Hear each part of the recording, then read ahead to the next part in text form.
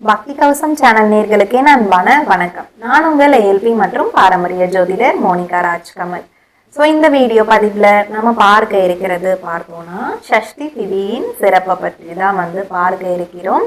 சரி, இப்போ எல்லாருமே பார்த்தோம்னா குறிப்பிட்டு இந்த 6 நாள் விரதம் இருக்கிறவங்க நிறைய பேர் இருப்பீங்க. ஏன்னா வருகின்ற திங்கட்கிழமை பார்க்கும்போது நமக்கு சூரசம்ஹாரம் நடக்க இருக்கிறது. ஸோ அப்பேற்பட்ட எந்த கடவுளா இருந்தாலும், பிரதோஷமாக இருந்தாலும் சரி, தேய்பிரை அஷ்டமி தினமாக இருந்தாலும் சரி, ஒரே ஒரு நாள் விரதம் இருந்து நம்ம பூஜை புனஸ்காரங்கள் மேற்கொள்றது கண்கூடா எல்லாரும் பார்த்துருப்பீங்க. ஆனா முருகப்பெருமான் அப்படின்னு எடுக்கும் பொழுதுதான் இந்த குறிப்பிட்ட இந்த 6 தினங்களாவது அட்லீஸ்ட் விரதம் இருக்கிறவங்க ஏராளம் பேர் இருக்கிறீங்க உலகத்துல. இவ்வளவுதான்னு கணக்கிட்டு கூட சொல்ல முடியாது. அந்த அளவுக்கு முருகப்பெருமானுடைய பக்தர்கள் கூட்டம் அப்படிங்கிறது அதிகரித்து கொண்டுதான் போகிறது, தவிர குறையறதுக்கான வாய்ப்பே இல்லை அப்படின்னு அடிச்சு சொல்லலாம். சரி, இப்போ அப்பேற்பட்ட இந்த 6 நாள் விரதத்துல குறிப்பிட்டு ஒரு மந்திரத்தை நீங்க உச்சரிச்சுக்கிட்டே இருக்கிறீங்க அப்படின்னா அதனுடைய பலன் அப்படின்றது, முருகப்பெருமானுடைய அருள் அப்படிங்கிறதும் சரி, குறிப்பிட்டு உங்களுடைய வேண்டுதல் அப்படின்றது நிச்சயமா நிறைவேறும்.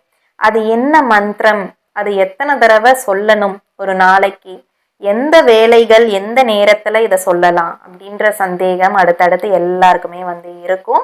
அதை பத்தின விளக்கத்தை தான் இந்த வீடியோ பதிவுல நம்ம இப்ப பார்க்க இருக்கிறோம்.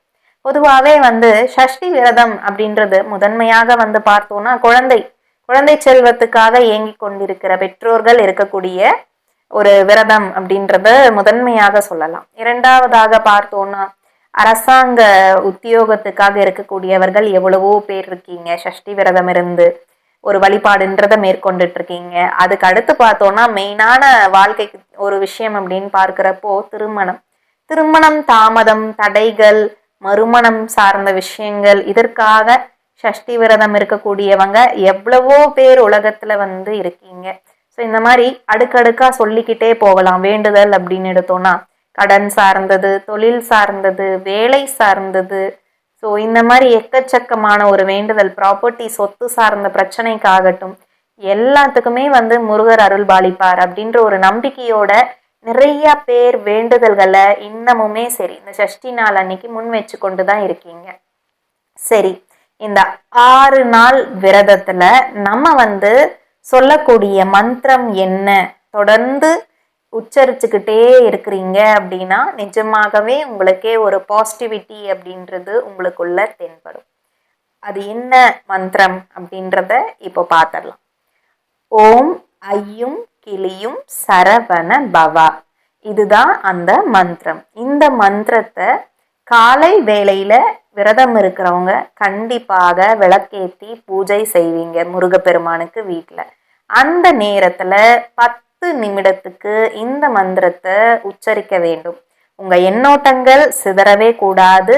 முக்கியமா உங்களுடைய வேண்டுதல் என்னவோ அந்த வேண்டுதலை நோக்கி தான் நீங்க இந்த மந்திரத்தை உச்சரிச்சுட்டு இருக்கணும். ஸோ அதே மாதிரி மாலை வேளையில நீங்க தீபம் ஏற்றும் பொழுது முருகப்பெருமான் கிட்ட உங்க வேண்டுதலை முன் வைத்து விட்டு இந்த அதே மந்திரம் ஓம் ஐயும் கிளியும் சரவண பவா, இந்த மந்திரத்தை நீங்க 10 நிமிடம் உச்சரிக்கணும். தினமும் பாத்தீங்கன்னா முருகருக்காக அப்படின்னு சொல்ல முடியாது, உங்களுடைய வேண்டுதலுக்காக முழு மனதோட ஒரு 20 நிமிஷம் செலவிட்டு பாருங்க.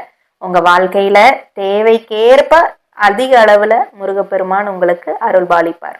ஸோ இந்த மாதிரி இந்த மந்திரத்தை இப்படிதான் உச்சரிக்கணும். விரதம் இருக்கக்கூடியவர்கள், விரதம் இல்லைங்க நார்மலா நாங்க தீபம் ஏத்துறோம், நாங்க இந்த மந்திரத்தை சொல்லலாமா அப்படின்ற சந்தேகம் இன்னொருத்தங்களுக்கு எழும்பும்.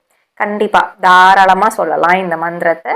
சேம் உங்களுக்குமே காலையில 10 நிமிடம், மாலையில ஒரு 10 நிமிடம் ஒதுக்கி 20 நிமிஷத்தை ஒதுக்கி உங்களுடைய வேண்டுதலை முன் வைத்து விட்டு முருகப்பெருமானுக்கு இந்த மந்திரத்தை நீங்க சொல்லலாம். 10 நிமிடத்துல உங்களால எவ்வளவு முறை சொல்ல முடியுமோ அதை சொல்லுங்க. அவசரமா சொல்லணுன்ற அவசியமும் இல்லை. மனதார நீங்க சொல்லும் போது அந்த வார்த்தைகள்ல இருக்கக்கூடிய அர்த்தம் அப்படின்றது உண்மையிலே உங்களுக்கு புரியறதுக்கும் ஆரம்பிக்கும். உங்களுக்கு ஒரு நல்ல தெளிவுமே கிடைக்கிறதுக்கு ஆரம்பிக்கும்.